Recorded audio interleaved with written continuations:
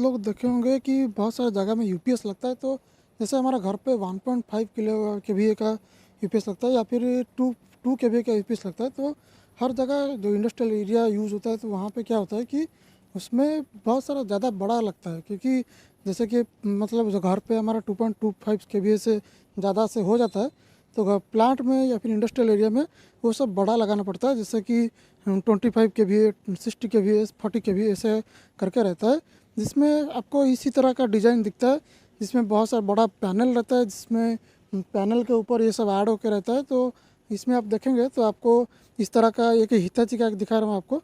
तो आप उसका डायग्राम भी ऊपर देख सकते हैं, इंडिकेशंस और उसका ऑपरेटिंग सिस्टम भी दिया हुआ है। यहाँ पे लाइट सिस्टम से आपको पता चल जाएगा कि अभी लाइन है कि नहीं। ये ऊपर वाला जो है बाईपास के लिए, नीचे वाला लाइन जो है यहाँ पे आप देखेंगे तो चार्जिंग वाला में अभी और लाइट इंडिकेशन दिखा रहा है, इसका मतलब अभी चार्जिंग मोड पे ये है। तो जहाँ पे नीचे वाला बैटरी का सिंबल है यहाँ पे ये वाला, तो यहाँ से अगर वोल्टेज निकल के जाएगा, ये वाला हमारा इनकमिंग वोल्टेज आ रहा है और यहाँ से DC1 के नीचे आ रहा है बैटरी चार्जिंग में, और वहाँ से निकल के आउटपुट भी निकल रहा है। तो ऊपर से भी उसका आउटपुट निकलने के लिए डायरेक्ट दे दिया। अगर बाईपास कर देंगे इसको तो यूपीएस अगर ख़राब हो गया तो उसको बाईपास करना पड़ता है। तो बाईपास करने से वो डायरेक्ट DC1 के बाहर निकल जाएगा। राइट साइड वाला हमारा जो ये आउटपुट वाला है ये, तो अगर बैटरी अगर चार्जिंग मोड पे है तो नीचे तरफ जैसे दिख रहा है, अगर बैटरी अगर डिस्चार्ज मोड में आएगा मतलब लाइन कट जाएगा, तो इनकमिंग अगर बंद हो जाएगा तो बैटरी से जाएगा। तो यहाँ पे जो एरो मार्क ऊपर की तरफ दिया हुआ है, यहाँ से ऊपर जाके फिर हमारा आउटपुट निकलेगा। तो यहाँ से आप पता कर सकते हैं बैटरी अभी कौन सा मोड पे है, इनपुट की आउटपुट मतलब चार्जिंग की डिस्चार्जिंग मोड पे है। तो उसका stop push button, start push button दिया हुआ है, इमरजेंसी पुश बटन दिया हुआ है, जहाँ से आप इमरजेंसी मार के उसको बंद भी करा सकते हैं। इमरजेंसी मारेंगे तो यहाँ पे एक एलईडी लाइट भी जलेगा, आपको दिख जाएगा कि इमरजेंसी मारा हुआ है कि क्या हुआ है।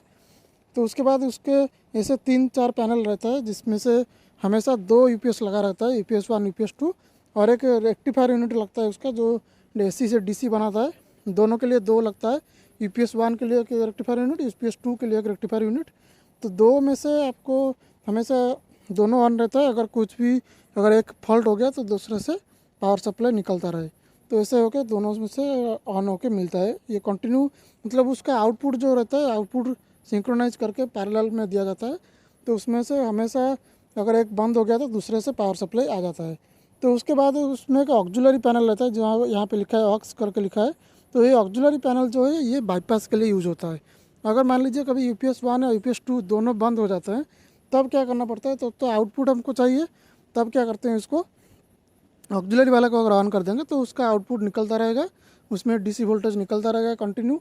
मतलब जो यूपीएस से आ रहा था बैटरी तक जाएगा नहीं, वो डायरेक्ट हमारा चला जाएगा आउटपुट में। DC बन के AC इनकमिंग आया तो DC बन के आउटपुट में चला जाएगा, उसको बोलते हैं बाईपास मोड, जो ऑक्सिलरी सप्लाई अगर ऑन रहेगा तो इसी तरह से उसका इनकमिंग रहता है। आप देख सकते हैं वोल्टेज अभी निकल रहा है 220 के आसपास, करंट उसमें अभी 0 है, लोड कुछ है नहीं, क्योंकि अभी डायरेक्ट लाइन है तो सब लाइन पे चल रहा है, यूपीएस पे लोड है नहीं।